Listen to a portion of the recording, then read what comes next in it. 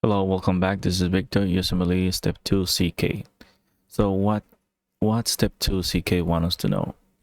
That Graves' disease is characterized by thyrotropin receptor antibodies, TSH. Graves' disease is characterized by thyrotropin receptors antibodies. Those receptors TRABs, which stimulate thyroid hormone production. So those receptors, when Graves' disease produce those thyrotropin receptors antibodies, those one stimulate the thyroid hormone to produce and then result in hyperthyroidism. So remember, in hyperthyroidism, there's proptosis of Graves' disease. And is characterized by T cells activation and stimulation of orbital fibroblasts and adipocytes by the TRAB, which result in orbital tissues volume expansion. So that's what you see patients with the hyperthyroidism, that they have Graves' disease and they have exaltasm. They can see the eyes are protruding outside. So this is because there's orbital tissues volume expansion by lymphocytes infiltration.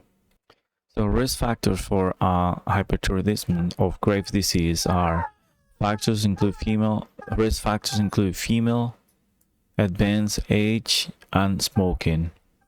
So remember, Graves' ophthalmopathy is characterized by ocular irritation, impaired extraocular motion, and ptosis exophthalmos. It is caused by T cells activation and stimulation of orbital fibroblasts by thyrotropin TSH receptors antibodies, leading to expansion of orbital tissues. Remember, clinical manifestations of Graves' disease. In general, patients has heat intolerance, weight loss, sweating. Remember, heat intolerance, weight loss, and sweating. And the eyes, you can see lag, ptosis, and diplopia.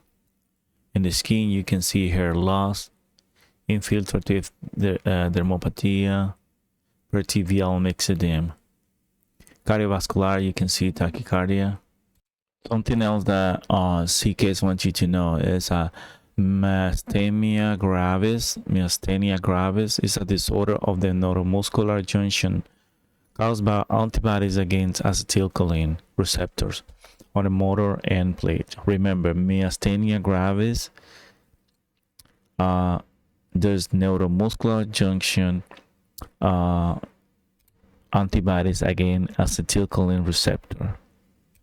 Myasthenia gravis related to antibodies against acetylcholine receptors. Myasthenia gravis. On the other side, Lambert-Eaton myasthenic syndrome. Lambert-Eaton myasthenic syndrome. It is a paraneoplastic syndrome that can also cause diplopia.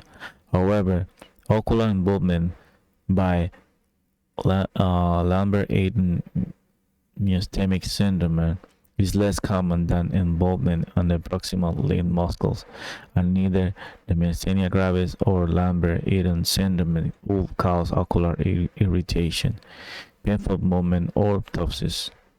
Just remember to make the difference between Lambert-Eaton myasthenic syndrome and